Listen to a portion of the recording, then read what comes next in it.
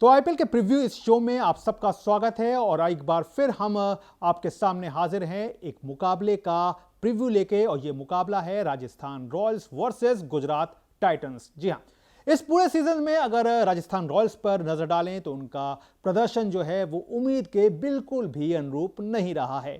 Team ने अब तक केवल 2 मैच जीते हैं, जबकि 9 मैच में से केवल 2 मैच टीम जो है वो जीत पाई है और टीम को बाकी 7 मैचेस में हार का मुंह देखना पड़ा है। तो इस तरह से राजस्थान की टीम जो है वो अंक तालिका में चौथे स्थान पर है। वहीं दूसरी ओर अगर गुजरात टाइटंस की ओर जाएं तो ये टीम जो है वो जबरदस्त अंदाज में सामने दिख रही है। टीम ने 6 मुकाबले जो हैं वो जीत लिए हैं और टीम के अभी जो हैं वो 12 अंक हैं और यहां से टीम जो है वो कामयाबी के नए सिरे की ओर बढ़ने के लिए तैयार है, क्योंकि यह मुकाबला जो है वो गुजरात टाइटंस इस मुकाबले को जीतकर खुद को प्लेऑफ के और करीब तो ले ही जाएगी। साथ ही साथ गुजरात टाइटंस की कोशिश यहां से यह रहने वाली है कि किस तरह से प्लेऑफ में भी टीम पहले या दूसरे स्थान पर रहे। तो आइए जल्दी से देख लेते हैं दोनों टीमों को कि क्या क्या कुछ दोनों टीमें हैं और इस मुकाबले में कौन सी टीम किस पर भारी पड़ सकती है। तो सबसे पहले बात कर लेते हैं गुजरात टाइटंस की। गुजरात की टीम जो है वो जबरदस्त शानदार फॉर्म में है। टीम के पास शुभमन गिल जैसा कप्तान है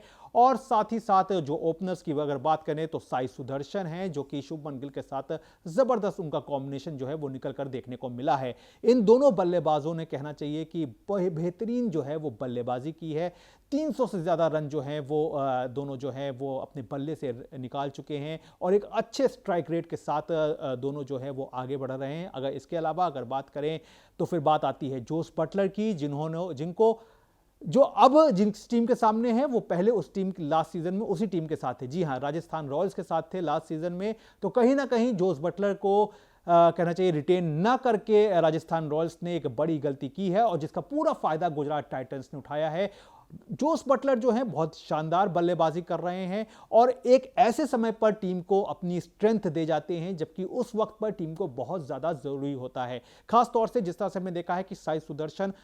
एक अच्छी शुरुआत देते हैं, तेज शुरुआत देते हैं। वहीं अगर शुभमन गिल की ओर जाएं तो वो एक स्टडी भी देते हैं। पहले हमने देखा था कि जो इससे पहले के जो सीजन थे उसमें हमने देखा था कि शुभमन गिल थोड़ा वेट करते थे, थोड़ा अपने को समय देते थे, लेकिन इस बार इस सीजन में बिल्कुल अलग अंदाज में शुभमन गिल की बल्लेबाजी जो है वो निकल करके देखने को मिली है। वो अटैकिंग पेस के साथ सामने आए हैं और एक गति जो है वो कहीं ना कहीं गुजरात टाइटंस को देते गए हैं अपनी बल्लेबाजी से। इसके बाद अगर बात करें तो जोस बटलर ने जिस तरह से बखूबी बल्लेबाजी की है वो अपने आप में नायाब है। अगर जल्दी से इस टीम की गेंदबाजी को देख लिया जाए तो यहां पर प्रसिद्ध कृष्णा का जिक्र करना बहुत जरूरी हो जाता है, जिनको दूसरे छोर से बखूबी साथ जो है वो स्पिन गेंदबाजी में अगर बात करें तो राशिद खान का और साई किशोर का जो है वो बखूबी मिला है। ये दोनों जो स्पिन गेंदबाज हैं उन्होंने गुजरात को ना एक ऐसी स्ट्रेंथ दी है जो कि उनको किसी भी पिच पर किसी भी हालात में निपटने के लिए एक कॉन्फिडेंस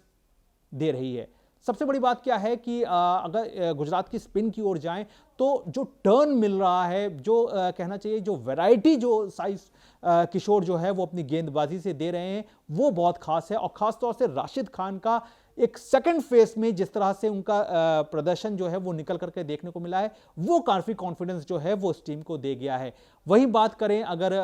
मोहम्मद सिराज की तो वो बेहद घातक जो है वो साबित हुए हैं। तो मोहम्मद सिराज और प्रसिद्ध कृष्णा की ये जो जोड़ी है वो बेहद खतरनाक हो गई है तेज गेंदबाजी में। वहीं स्पिन गेंदबाजी के मकड़जाल में कहीं ना कहीं राशिद खान और साई किशोर हैं। तो ये तो बात हो गई गुजरात की। अगर राजस्थान रॉयल्स की बात कर लें तो उनके पास अब बहुत ज्यादा कुछ एडवेंचर करने का समय नहीं है, क्योंकि टीम इस पूरे सीजन जो है वो एक ही शैली पर खेलती रही, जिसका खामियाजा टीम को भुगतना पड़ा है कि टीम अब 9वें स्थान पर है। सबसे जरूरी बात क्या है राजस्थान रॉयल्स के लिए कि अब अगर यहां से वो अपने आप को स्पीडअप भी करना चाहते हैं तो कोई बहुत ज्यादा बड़ी तस्वीर जो है वो उनके सामने नहीं दिखती है। लेकिन हां, वो दूसरी टीम्स का खेल जो है वो जरूर बिगाड़ सकते हैं या फिर प्लेऑफ के लिए जो संभावनाएं जो बन रही हैं उनमें कहीं ना कहीं उलटफेर जो है वो करके दिखा सकते हैं। तो ऐसे में राजस्थान रॉयल्स से कहीं ना कहीं गुजरात टाइटंस को बचना होगा, क्योंकि राजस्थान रॉयल्स की जो नजर होगी वो ये रहेगी कि कहीं ना कहीं गुजरात टाइटंस के वो जो बल्लेबाज हैं, खासतौर से साई सुदर्शन, जोस बटलर और शुभमन गिल जिनका मैंने नाम लिया, इनको राजस्थान रॉयल्स के जो गेंदबाज हैं वो कहीं ना कहीं पावर प्ले में इनको निपटाना चाहेंगे। यानी कि अगर ये सस्ते में ये 3 बल्लेबाज जो हैं वो पवेलियन लौट जाते हैं, तो पावर प्ले में लौट जाते हैं, तो ये बड़ी कामयाबी जो होगी वो राजस्थान रॉयल्स की होगी और इसमें अहम भूमिका राजस्थान रॉयल्स के लिए निभा सकते हैं जोफ्रा आर्चर। जोफ्रा आर्चर भले ही उनके लिए पहला मैच जो था वो शायद वो अब नहीं याद रखना चाहेंगे, लेकिन उसके बाद से जिस तरह का इस खिलाड़ी ने कमबैक किया, जिस तरह से अपने आप को सामने रखा, वो बहुत एक काबिल तारीफ उनके प्रदर्शन को सामने रख जाता है। तो जोफ्रा आर्चर से यहाँ काफ़ी कुछ उम्मीदें राजस्थान रॉयल्स को रहने वाली हैं अपनी गेंदबाजी में। वहीं अगर बात करें उनकी बल्लेबाजी की, तो यहाँ पर यशस्वी जायसवाल, ध्रुव जुरेल और रेयान पराग हैं। तो ये एक ऐसा कॉम्बिनेशन है जिससे हमेशा राजस्थान को एक बड़ी उम्मीद रही है, लेकिन अनफॉर्चुनेटली इस पूरे सीजन में अगर देखा जाए तो यशस्वी जायसवाल ने भले ही अच्छा प्रदर्शन किया हो, लेकिन रेयान पराग और ध्रुव जुरेल या फिर उनकी नीचे की अगर लाइनअप में आए तो शिमरॉन हेटमेयर जो हैं, शिमरॉन हेटमेयर का जिक्र करना यहाँ पे बहुत ज़्यादा जरूरी है, क्योंकि शिमरॉन हेटमेयर को काफ़ी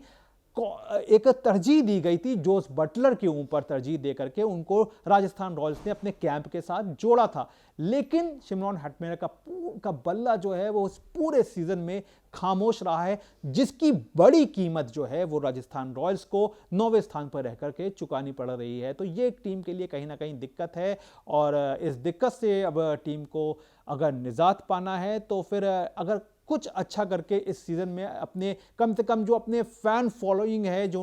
उनके टीम को मानते हैं, जो उनके कहना चाहिए कि जो विश्वास रखते हैं राजस्थान रॉयल्स की टीम में,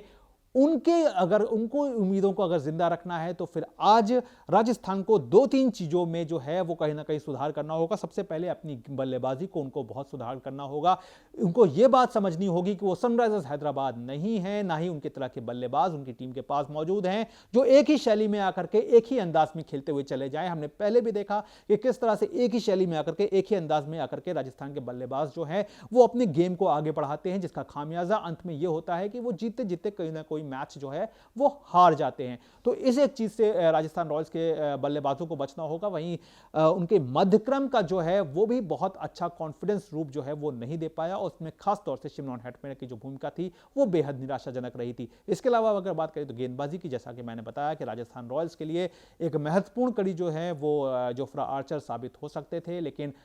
आर्चर ने भले ही पहले मैच के बाद से वापसी की हो, लेकिन बहुत अच्छी उनकी एक जो खूबी जो है वो निकल करके जो फायदा राजस्थान रॉयल्स उठाना चाहता था तो नहीं उठा पाया। तो आज के मैच में अगर प्रेडिक्शन करें तो मेरी नज़र में गुजरात टाइटंस जो है वो फेवरेट के तौर पर सामने है। भले ही राजस्थान रॉयल्स अपने होम ग्राउंड में ये मुकाबला खेल रहे हो, लेकिन टीम की अभी जो स्थिति है और जो कॉन्फिडेंस टीम का हिला हुआ है उसको देख करके लगता है कि गुजरात टाइटंस आज के मैच में फेवरेट हैं और वो यहां से अपने आप को 14 अंक तक ले जाने में कामयाब होंगे। तो आप भी बताइए कि आपको ये प्रीव्यू कैसा लगा और साथ ही साथ कमेंट बॉक्स में ज़रूर लिखिए कि